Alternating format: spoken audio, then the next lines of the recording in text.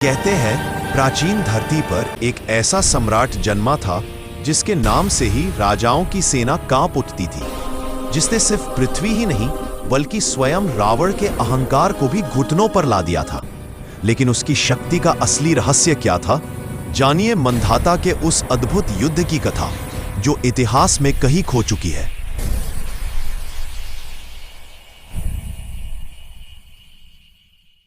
प्राचीन काल का वह समय था जब हर दिशाओं में युद्ध की अग्नि धधकती रहती थी। भूमि का प्रत्येक प्रदेश शक्ति और साम्राज्य की भूख में एक दूसरे पर चढ़ाई करता था। उसी समय सूर्य वंश में एक ऐसा पुत्र जन्मा जिसकी आंखों में बचपन से ही तेज था, सम्राट मंधाता।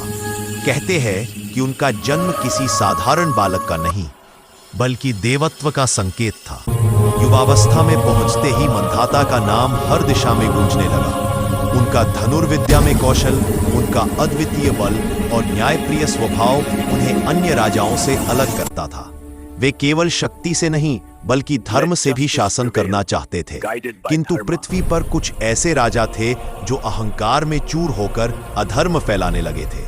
अपनी प्रजा की रक्षा के लिए मंधाता ने प्रतिज्ञा ली, जहां अधर्म मिलेगा वहां मंधाता का धनुष गरजेगा। इसके बाद उन्होंने उत्तर दिशा के राजाओं को युद्ध में धूल चढ़ाई, फिर दक्षिण के साम्राज्यों को अपनी शरण में लिया।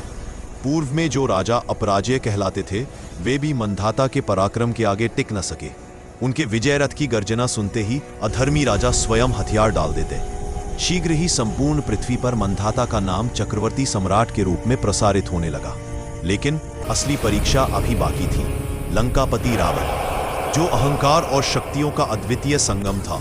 रावण के बारे में कहा जाता था कि उसके 10 शीश देवताओं को भी भयभीत कर देते हैं। उसके विरुद्ध युद्ध करना किसी के लिए भी मृत्यु को दावत देने जैसा था। एक दिन मंधाता के शौर्य की चर्चा लंका तक पहुंची। रावण ने हंसकर कहा, पृथ्वी का कोई मानव मुझे ललकार नहीं सकता। यह सुनकर मंधाता शांत हुए, परंतु उनका धर्म जाग उठा। उन्होंने संदेश भेजा, अधर्म चाहे कितना भी शक्तिशाली क्यों न हो, वह धर्म के सामने कमजोर ही होता है। रावण क्रोधित हो उठा और युद्ध की घोषणा कर दी। समुद्र किनारे 2 महाशक्तियां आमने सामने खड़ी थीं। एक ओर दशानन रावण, दूसरी ओर चक्रवर्ती मंधाता। आकाश में बिजली चमक रही थी, मानो देवता भी इस युद्ध के साक्षी बनना चाहते हो। युद्ध आरंभ होते ही रावण ने अपनी मायावी शक्तियां दिखाई। कभी वह 100 हाथों वाला दिखाई देता, कभी वायु में विलीन हो जाता। लेकिन मंधाता का ध्यान अडिग था। उन्होंने अपने दिव्य अस्त्रों से रावण के एक एक प्रहार को निष्फल कर दिया।